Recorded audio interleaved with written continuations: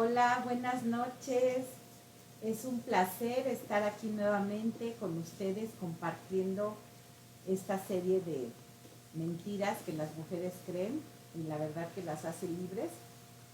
Estoy de verdad contenta porque pues ya estamos en esta época decembrina, ya fin de año, estamos concluyendo, esta es la última plática pues del año que se da aquí en Facebook. Saludos, vamos a ver quién por aquí ya se conecta.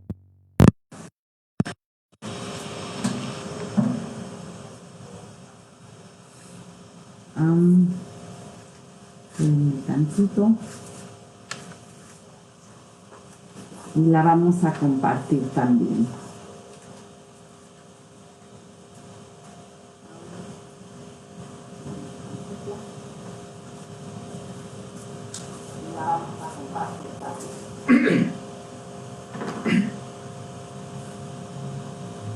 Ok.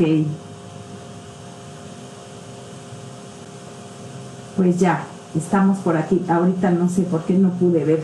A las que se conectaron, saludos, no puedo checar, mi celular no me dio chance. Vamos a empezar.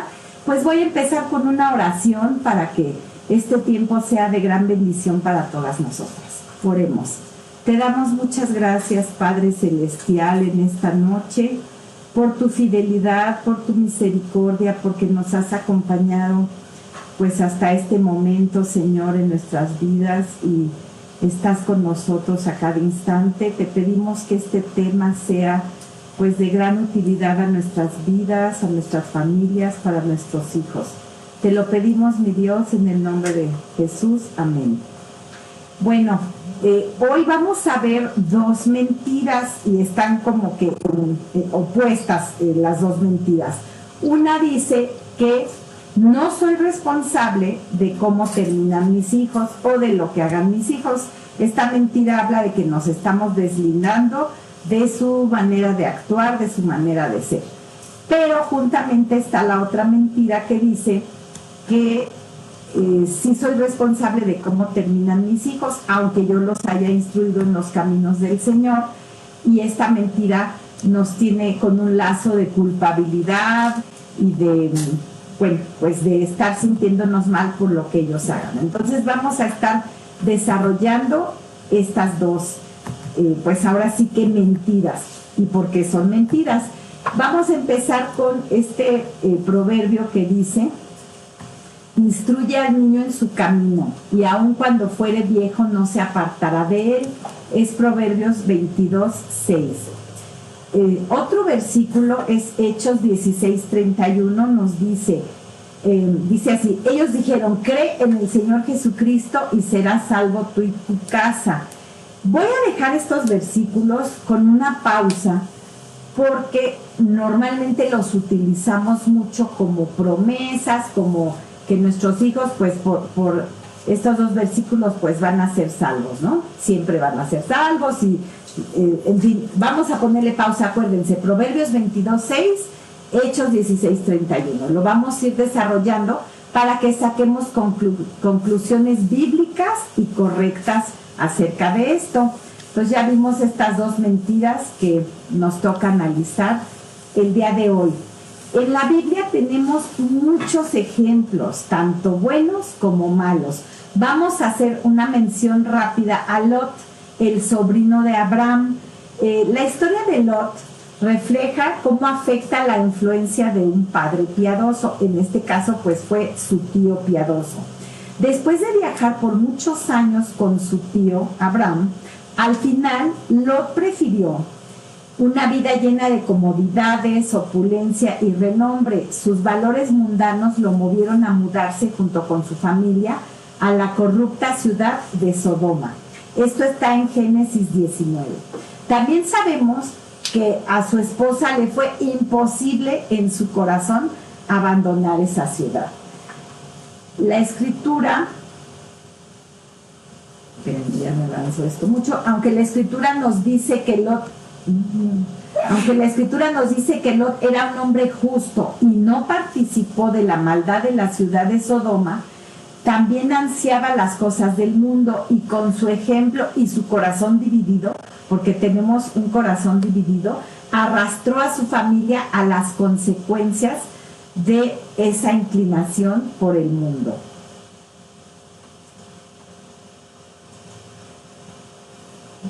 Vamos a analizar los posibles errores que cometió el sacerdote Elí.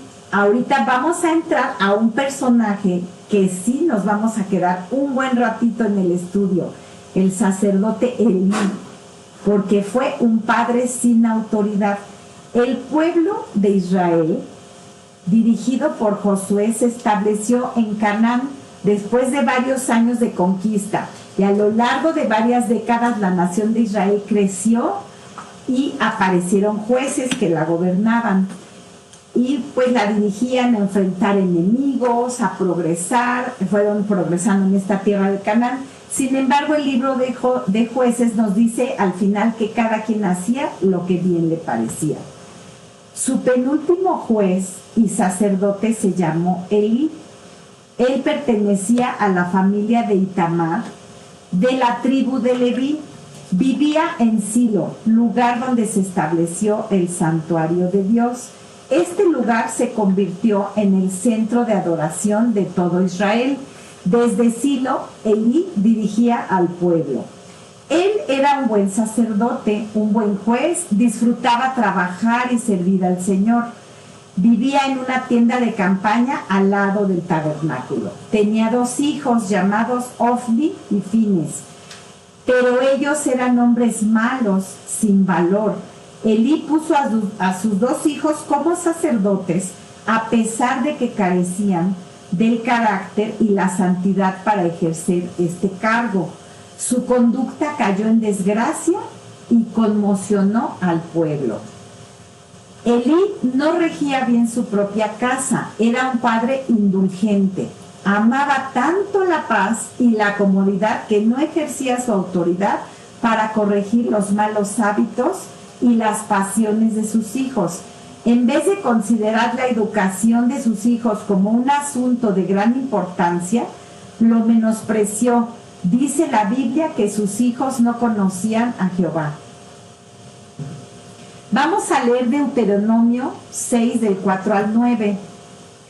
Dice así: Oye Israel, Jehová nuestro Dios, Jehová uno es, y amarás a Jehová tu Dios de todo tu corazón, de toda tu alma y con todas tus fuerzas. Y estas palabras que yo te mando hoy estarán sobre tu corazón, y las repetirás a tus hijos, y hablarás de ellas estando en tu casa, andando por el camino y al acostarte y cuando te levantes. Y las atarás como una señal en tu mano y estarán como frontales en tus ojos, y las escribirás en los postes de tu casa y en tus puertas. Revisa que esté todo bien. Ok, este pasaje, que es muy conocido como el Shema Israel, es hermoso, y Elí seguramente lo conocía. Este sacerdote tenía que tener conocimiento de esta enseñanza tan importante, sabía este principio, pero se descuidó en aplicarlo con sus hijos.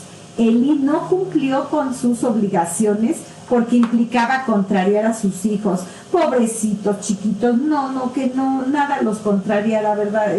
Era así como esta educación que me suena muy a los días que estamos viviendo actualmente. ¿Cómo vamos a contrariar a nuestros hijos? Esto le hubiera impuesto la responsabilidad de castigarlos, de negarles ciertas cosas, pero Elí no lo hizo. Los hijos de Elí cometieron al menos los siguientes pecados. Vamos a ver. Así. Robaban las ofrendas y exigían al que ofrendaba que les diera la carne cruda. Bueno, antes, les quiero enseñar estas diapositivas que son, bueno, obviamente son imaginación, ¿verdad?, de nosotros. El sacerdote Elí, por ahí anda el sacerdote Elí y por ahí andan sus hijos haciendo fechorías. Perdón, aquí no las había mostrado. Pero tenemos estas, ilustraciones, ¿no?, del sacerdote y de sus hijos. Y bueno, después vamos a pasar a su primer grave pecado de los hijos de Elí, que era que robaban las ofrendas y exigían al que ofrendaba que les diera la carne cruda. También abuso de poder y violencia. Vamos a leer primer libro de Samuel del 2:12 al 17. Lo voy a leer aquí directamente de mi Biblia. Dice así: los hijos de Elí eran hombres impíos y no tenían conocimiento de Jehová. Era costumbre de los sacerdotes con el pueblo que cuando alguno ofrecía sacrificio, venía el criado del sacerdote, mientras se cocía la carne, trayendo en su mano un garfio de 3 dientes, y lo metía en el perol, en la olla, en el caldero o en la marmita, y todo lo que sacaba el garfio, el sacerdote lo tomaba para sí. De esta manera hacían con todo Israel que venía a Silo.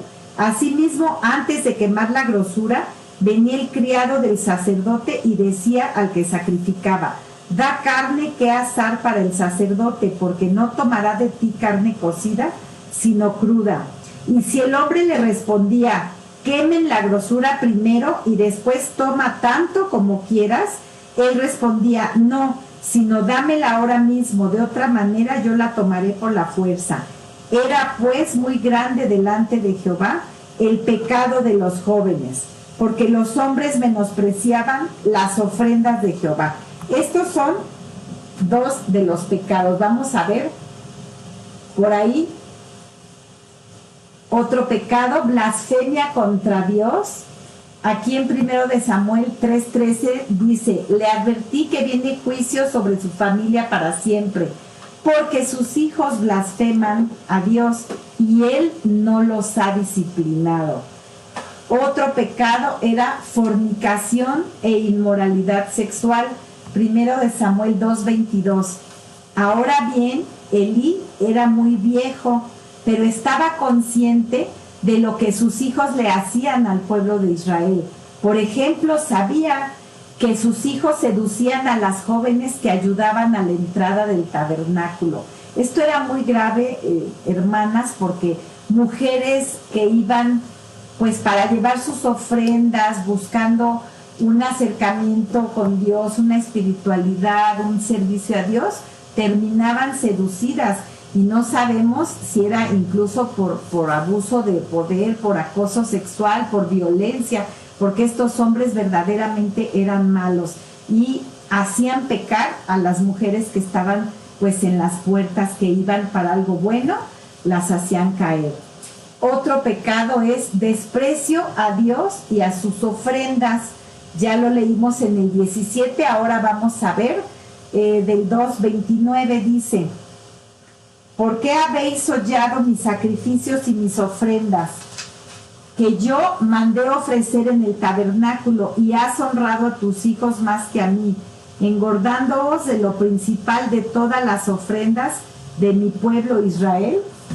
Aquí son amonestaciones que se le están haciendo a Elí, y está diciendo que están despreciando las ofrendas que se ofrecían a Dios. ¿Por qué? Porque hacían como querían tomar antes de que se quemara, que así no era como el sacerdote tenía que pues recibir. El sacerdote ya recibía de lo quemado cuando ya se ofrendaba. No, ellos querían antes, ellos querían crudo, ellos querían para pues su gula, para su desenfreno, no sé, hasta en el comer, y estaban haciendo las cosas mal, con un abuso de autoridad, un abuso de poder, de su puesto que ellos tenían como sacerdotes. Ellos abusaban del pueblo. Gula y desenfreno, pues ya lo vimos, 2:29, o sea, estos hombres eran totalmente glotones también. Otro pecado, falta de respeto a sus padres. 1 de Samuel 2:25, vamos a ver este versículo.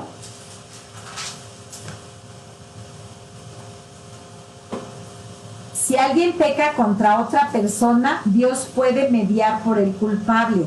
Pero si alguien peca contra el Señor, ¿quién podrá interceder? Sin embargo, los hijos de Elí no hicieron caso a su padre, porque el Señor ya había decidido quitarles la vida.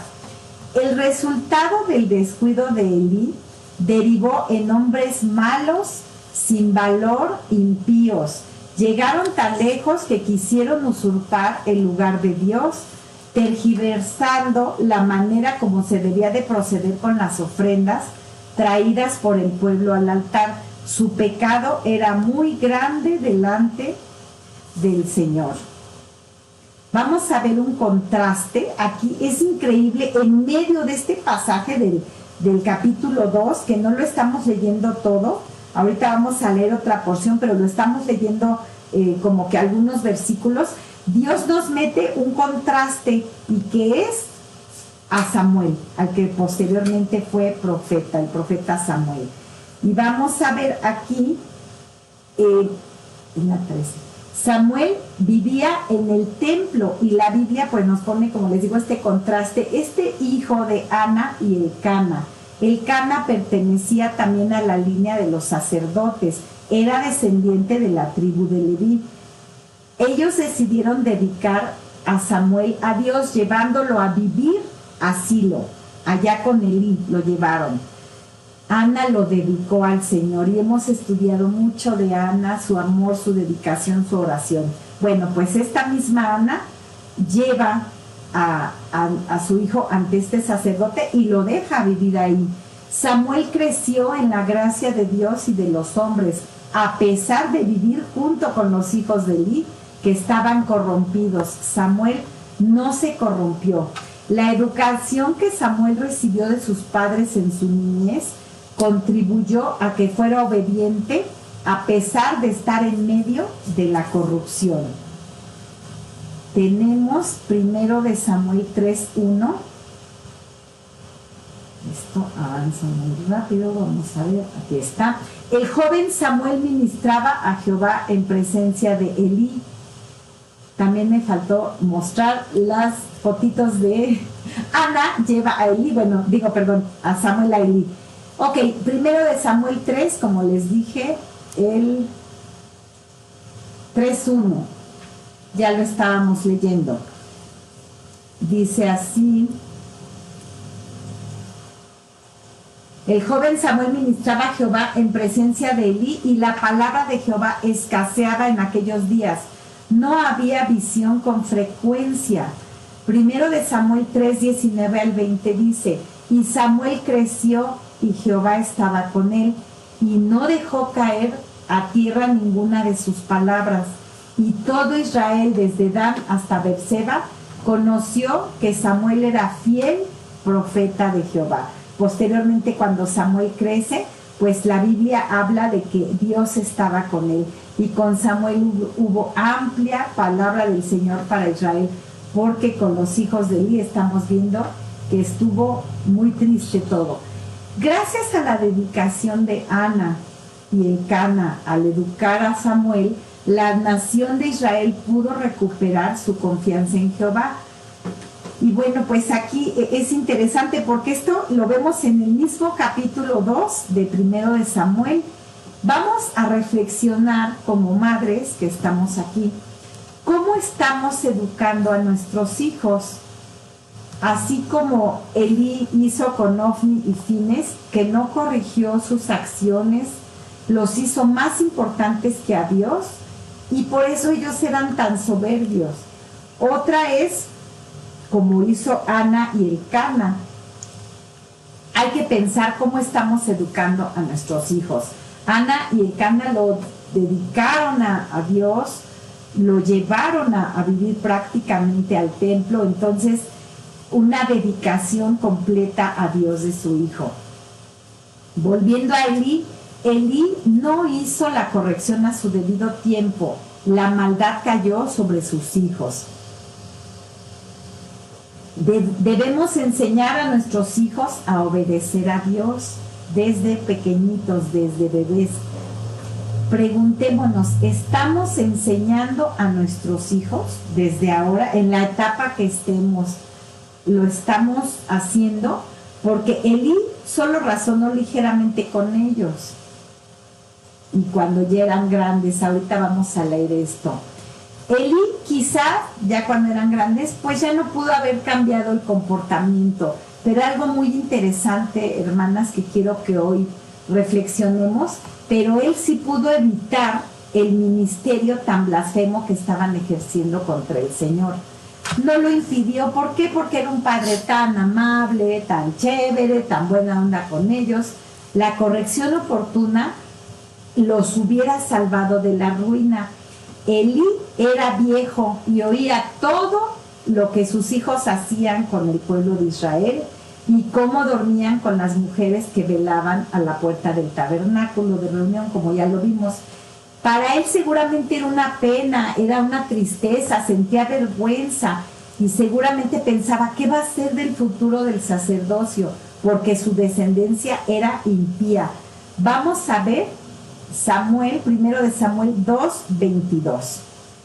Dice, ahora bien, Elí era muy viejo, pero estaba consciente de lo que sus hijos le hacían al pueblo de Israel. Por ejemplo, sabía que sus hijos seducían a las jóvenes que ayudaban a la entrada del tabernáculo. Y les dijo, estamos en 1 de Samuel 2:23, y les dijo, ¿por qué hacéis cosas semejantes? Porque yo oigo de todo este pueblo vuestros malos procederes. No, hijos míos, porque no es buena fama la que yo oigo, pues hacéis pecar al pueblo de Jehová. Si pecare el hombre contra el hombre, los jueces le juzgarán. Mas si alguno pecare contra Jehová, ¿quién rogará por él? Pero ellos no oyeron la voz de su padre, porque Jehová había resuelto hacerlos morir. Aquí vemos que Elí, del versículo 22, los empieza a reconvenir, les advierte que el pecado que cometían era grave, que estaban haciendo pecar al pueblo, pero era tarde. También el pueblo ya se quejaba de los actos de violencia, de injusticia ante el sumo sacerdote. Él sentía angustia y pesar, los amonestaba, pero ¿saben qué? Era muy blando, porque no era para una amonestación. Ay, hijos, es que miren, pues viene el pueblo y se queja que ustedes son injustos y malos.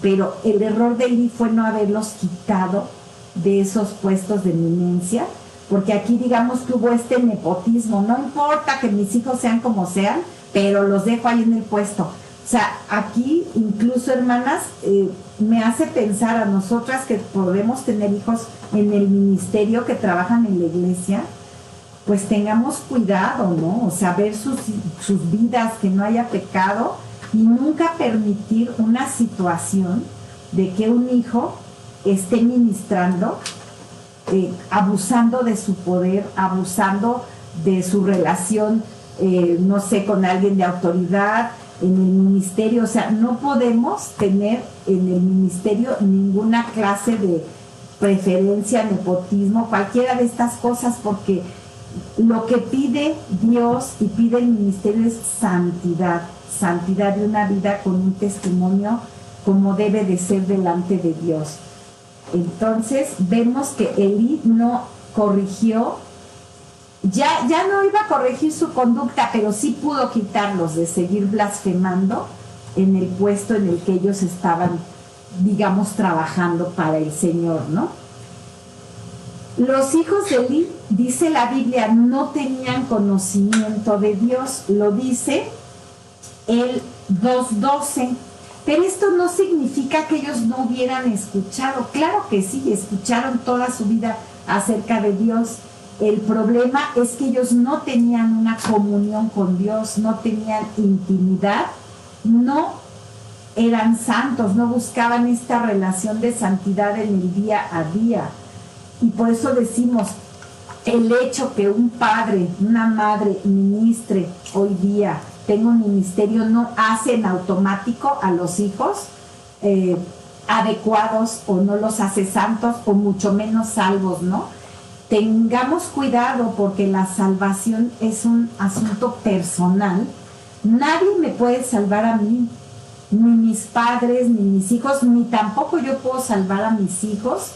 Yo les debo predicar el evangelio, los debo llevar a los pies de Cristo, pero la decisión está en ellos. Esta decisión al final de cuentas va a recaer en ellos es personal. Recordemos que la salvación es personal y el servicio al Señor también debe ser de esta manera.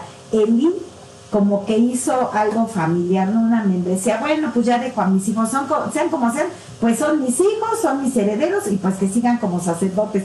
Hicieron de verdad un desastre con esos ministerios tan pecaminosos. La escritura no nos habla nada acerca de la esposa de Elí, pero se ve que no hubo una intervención positiva, no se ve nada ni bueno ni malo, pero pues no pinta, digamos, que haya habido una intervención positiva en cuanto a la fe de sus hijos. La crianza, sabemos, es una tarea del matrimonio, la crianza de los hijos. Luego vemos, ahora pues ya el final, ¿verdad? Es triste cómo va a terminar aquí esta situación de Elí y de sus hijos. En el capítulo también primero de Samuel 4:10 vamos a ver, así que los filisteos, no comenté, estoy leyendo Nueva Traducción Viviente, es la versión que estoy leyendo. Así que los filisteos pelearon con desesperación y de nuevo derrotaron a Israel. La matanza fue grande. Ese día murieron 30,000 soldados israelitas. Los sobrevivientes dieron la vuelta y huyeron, cada uno a su carpa. Entonces los filisteos capturaron el arca de Dios y mataron a Ofni y a Fines, los dos hijos de Elí. Un hombre de la tribu de Benjamín corrió desde el campo de batalla y más tarde ese mismo día llegó a Silo. Había rasgado su ropa y echado polvo sobre su cabeza en señal de dolor. Elí esperaba junto al camino para oír noticias de la batalla, pues estaba tan preocupado por la seguridad del arca de Dios que le temblaba el corazón. Cuando llegó el mensajero y contó lo que había sucedido, un clamor resonó por todo el pueblo. ¿A qué se debe todo ese ruido?, preguntó Elí.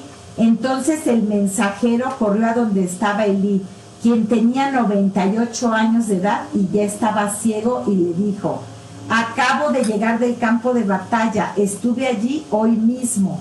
¿Qué pasó, hijo mío?, preguntó Elí. Israel fue derrotado por los filisteos, le contestó el mensajero. Masacraron a la gente, también mataron a tus dos hijos, Ofni y Fines, y capturaron el arca de Dios.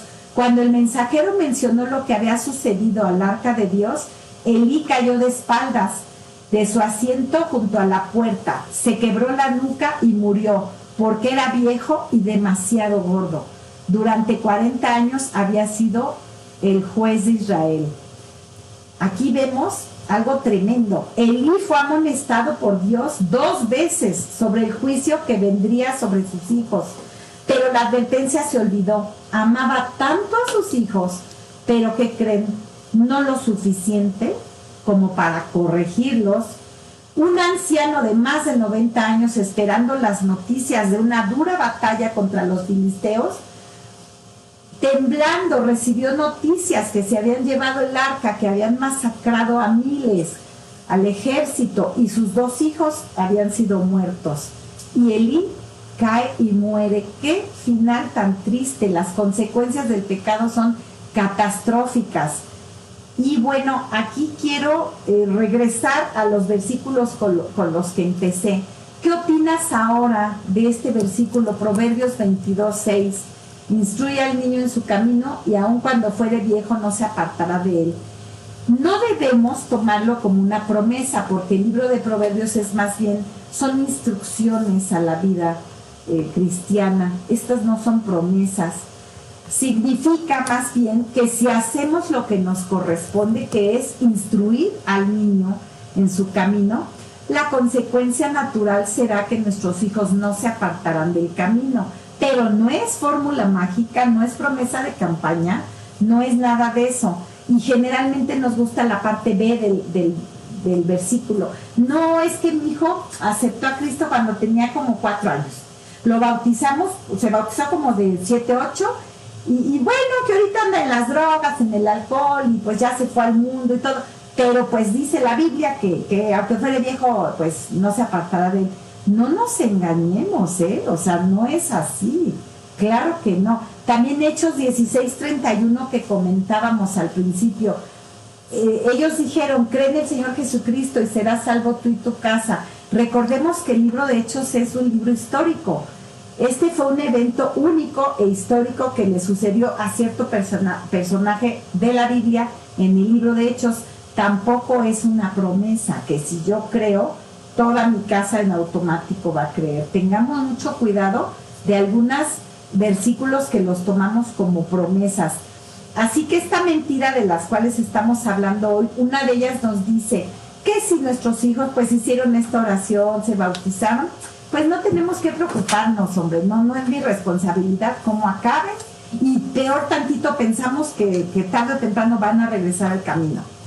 Por otro lado, el 15, la otra cara de la moneda, vamos a ver, también está la situación de padres piadosos. Ya vimos así en extremo, pues Elí y sus hijos, bien tremendo esta historia, y la vimos rapidísimo porque son varios capítulos de Primero de Samuel, nada más vimos versículos, pero la situación de padres piadosos que se esmeran en dar el evangelio, viven el evangelio, testifican el evangelio, y con todo sus hijos deciden ser rebeldes, alejarse del Señor, ser malos. Estos padres viven culpándose, sintiéndose fatal por si hicieron algo mal. Tampoco es así. Tampoco vivamos en esta mentira. Hay innumerables ejemplos en la Biblia de, por ejemplo, reyes que fueron piadosos pero tuvieron hijos impíos.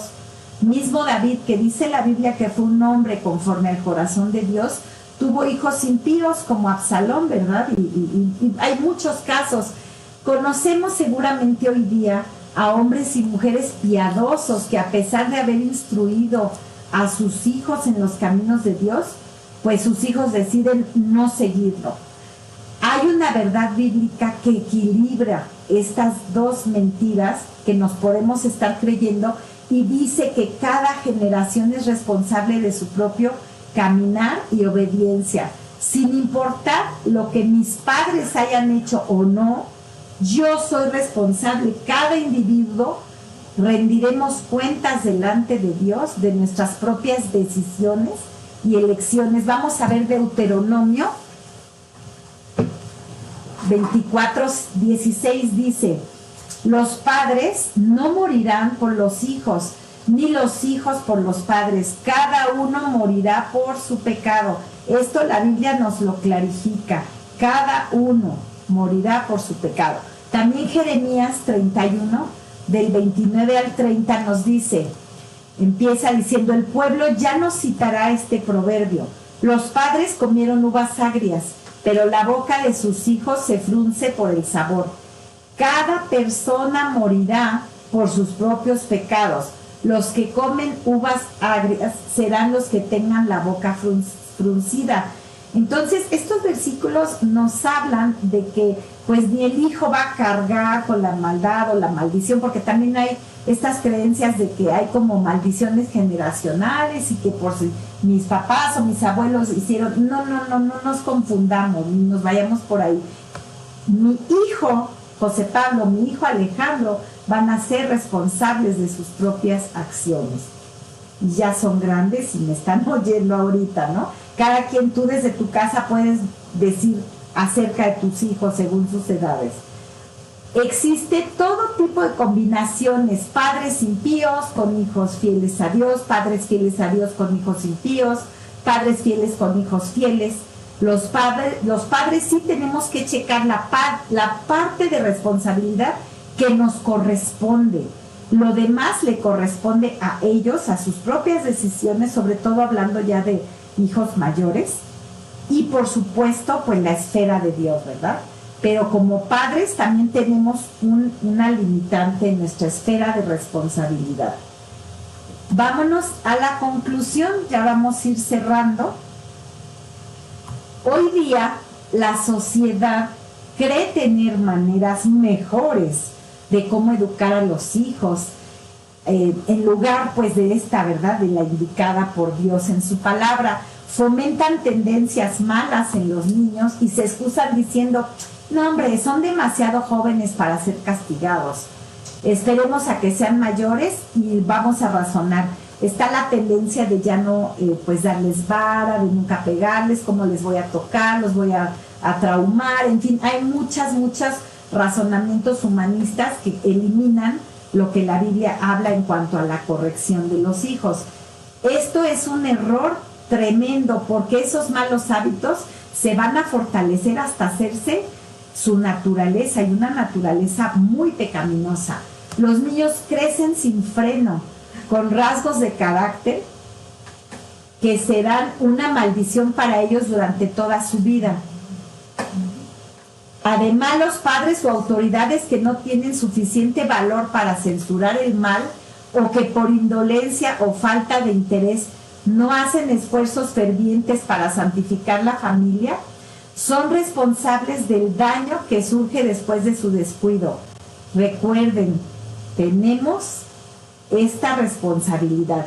Si un hijo se pierde, es muy probable que no hayamos estado pendientes de él. Yo sé que aquí, como estamos viendo dos mentiras, en algún momento alguna parece contradecir la otra, pero creo estamos hablando en ambas posturas. Cada quien tenemos que pensar en cuál encajamos, ¿no? Cómo ha sido nuestra crianza, cómo ha sido nuestra educación hacia los hijos. Vamos a ver Proverbios 19, 18 al 20, la 17. Dice, castiga a tu hijo en tanto que hay esperanza, mas no se apresure tu alma para destruirlo. El de grande ira llevará la pena. Y si usas de violencia, añadirá nuevos males. Escucha el consejo y recibe la corrección, para que seas sabio en tu vejez. Otro proverbio 29, 17 dice, corrige a tu hijo y te dará descanso, y dará alegría a tu alma. Qué cierto es este proverbio de verdad. Cuando uno corrige a tus hijos, tienes descanso en el corazón. Proverbios 13, 24. El que detiene el castigo a su hijo aborrece, mas el que lo ama desde temprano lo corrige. El amor, a diferencia de como el mundo nos lo quiere manejar, el amor está en la disciplina, en la corrección, en la instrucción a nuestros hijos. Así como Samuel estuvo listo para ser usado por Dios en el momento oportuno, el momento cuando el pueblo más necesitaba de una guía espiritual, así, si tú te dejas guiar por Dios, le pides a Dios por esa educación de tus hijos, Dios también te dará ese momento y a ellos para usarlos como canal de bendición en beneficio de los demás. Si uno le pide con sinceridad a Dios esta sabiduría para educar a sus hijos, vamos a honrar y darle gloria a su nombre. Antes de salvar al mundo, estas son frasecitas que por ahí venían en el libro, encárgate de salvar tu propia casa. A veces podemos andar en mil cosas, trabajando, ministerio, la iglesia, viendo de todo, ayudando a los vecinos. En cuanto alguien tiene una necesidad, ahí estamos. Pero antes de salvar al mundo, encárgate de salvar tu propia casa. Y también esta frase es muy importante. Lo que los padres toleran con moderación, sus hijos lo justificarán en exceso. Esto está también bien fuerte. Cualquier cosita que nosotros toleremos así chiquita, los hijos la van a hacer grandota. Hagámonos algunas preguntas. ¿Hemos transmitido la fe cristiana a nuestros hijos y nietos? ¿Estimulamos a nuestros hijos a tener comunión con Dios por medio de la oración? ¿Cómo estamos colaborando para que nuestros hijos lean la palabra de Dios? ¿Educas a tus hijos como hizo Ana y Elcana o como lo hizo Elí, de manera pues así muy chévere, muy padre, sin corrección alguna? Cuando tus hijos pecan, ¿les estorbas o prefieres hacerte de la vista gorda? Como aplicación, ya estamos terminando. Los padres debemos entregar conocimiento bíblico a nuestros hijos, pero también incentivarlos a que tengan una comunión íntima con Dios. Debemos orar también en este tema por nuestros líderes de la iglesia, por todos los que están en eminencia. Oremos unos por otros a que no caigamos. Vamos a hablar en plural y en general, incluyéndonos. Orar por los que estamos en cualquier ministerio a que no caigamos en tentación. Debemos ejercer disciplina con amor sobre nuestros hijos y no ser blandos ni indulgentes como hizo Elí. Fidelidad a Dios. Los hijos de Elí tuvieron un ministerio precioso que echaron a perder, no lo valoraron. Tenemos que enseñar a nuestros hijos a ser agradecidos, cuidar en santidad sus ministerios, porque el ministerio es precioso, la obra del Señor es preciosa. Los que echamos a perder las cosas somos nosotros con nuestro pecado y nuestras malas acciones. Y por último, vamos a recordar a Nehemías. Voy a sacar un versículo nada más. Nehemías fue un gobernante, estratega, líder. Bueno, a mí es un personaje que me fascina porque siempre lo ves ecuánime. Siempre el libro de Nehemías es impresionante, las estrategias que él hizo para construir con una mano y con otra tener la espada. Nehemías es fantástico, siempre con ese temple de acero, nunca pierde el control. Pero para meter orden y no permitir el pecado de la nación, que se estaban mezclando en yugo desigual, que se estaban casando con personas no de la tribu, o sea, no de Israel, con gente inconversa, vemos a un Nehemías fiero, con un celo de Dios y de la santidad de Dios. Vamos a ver Nehemías 13:25. Dice: de modo que confronté a los hombres y pedí que cayeran maldiciones sobre ellos. Golpeé a algunos y les arranqué el cabello. Los hice jurar por el nombre de Dios que no permitirían que sus hijos o sus hijas se casaran con la gente pagana de la región. Y esto van a decir, bueno, ¿y esto por qué? A mí este versículo me ha impactado por años, ¿no? Y pienso, ¿a qué grado llegó Nehemías? O sea, casi podemos decir a los golpes, a la violencia, para hacerles entender que pecar contra Dios es algo serio. A nuestros hijos se les debe estorbar de manera seria en cuanto a su pecado. Entonces Nehemías aquí me impacta porque los está queriendo hacer entrar en razón, ya desesperado, ya jalándoles las barbas y todo. Así hagamos con nuestros hijos, jalémosle las trenzas a las niñas y las barbas a los muchachos. No permitamos ni consintamos el pecado. Elí empezó muy bien, era un buen sumo sacerdote, pero terminó mal. Sus hijos, su casa y la nación de Israel tuvieron este final trágico por un padre chévere, condescendiente, buena onda, que no corrigió. Entonces, pues bueno, quedémonos de verdad con estas enseñanzas de los opuestos y no caer en ninguno de ellos, pero sí tenemos que hacer nuestra parte en cuanto a la educación de nuestros hijos. Vamos a orar para concluir este tiempo. Señor, te damos muchas gracias porque pues es tu palabra la que nos instruye. Tenemos una gran responsabilidad como padres, como madres de familia, Señor, que tú pues nos has dado, y si no tenemos hijos, pues los sobrinos, hermanos, nietos, Señor, quien esté cerca de nosotros, que podamos instruir. Ayúdanos a transmitir tu palabra, Señor, viva y eficaz, con ese celo, Señor, de Nehemías, con ese celo que tuvo Ana, con ese celo, Señor, que debe ser para corregirlos e instruirlos, Señor. Te alabamos y te bendecimos en nombre de tu Hijo Jesús. Amén. Pues muchas gracias, buenas noches. Préstame mi cel para saludar. A ver si puedo ahorita ver quiénes están.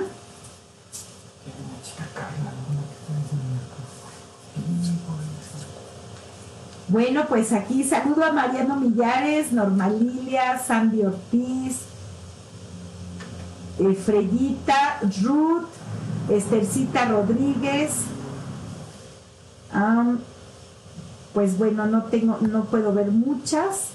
Cari Ahumada, Tony Valdés, Ruth Román. Pues a todas las que se conectaron, muchísimas gracias, de verdad, es un placer. Bendiciones y feliz Navidad para todas. Hasta luego.